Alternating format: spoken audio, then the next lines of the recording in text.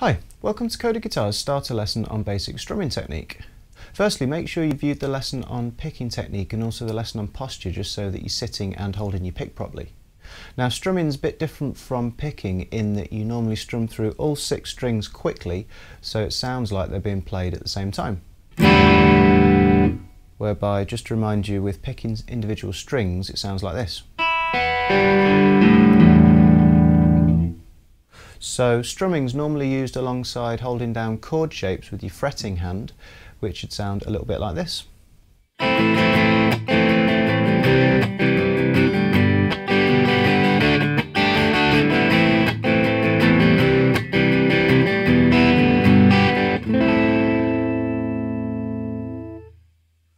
So that was just a series of open chords. You can also play chords further up and down the neck, which are generally classed as either power chords or bar chords.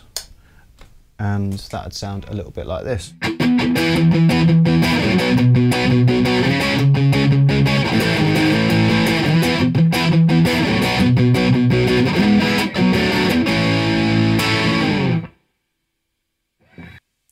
So in this lesson we'll just be looking at the basic techniques involved around strumming and also practicing alternate strumming, which is a combination of down and up strokes. Okay, so how do you strum the strings? Well, basically strumming is a more exaggerated movement than picking.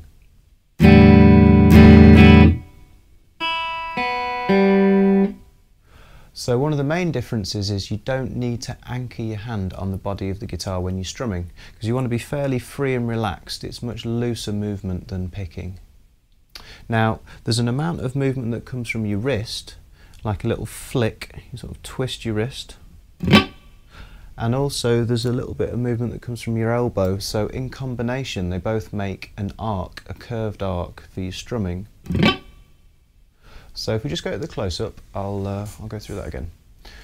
So there's a flick of your wrist, like that, and a little bit of a down movement from your elbow, like so. And in combination, you get a curved arc. And it's the same with upstrokes as well.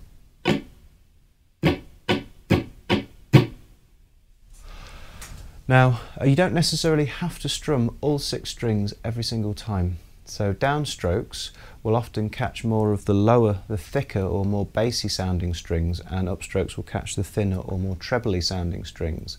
So it will often sound like this. So there's a slight difference in sound between down and upstrokes there. So I'll just demonstrate that one more time in the close-up. So downstrokes catching the bassy strings, upstrokes trebly.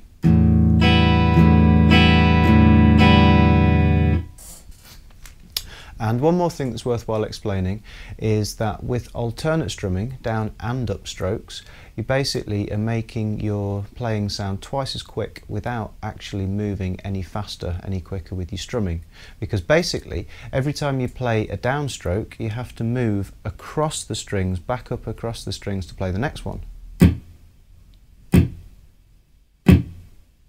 So I can just catch the strings with an upstroke on the way back up, making my playing sound twice as fast. So I'll just very quickly demonstrate that. I'll play 1 bar, 4 beats of downstrokes, followed by 1 bar, 4 beats of alternate strumming. So 1, 2, 3, 4, 1 and 2 and 3 and 4 and.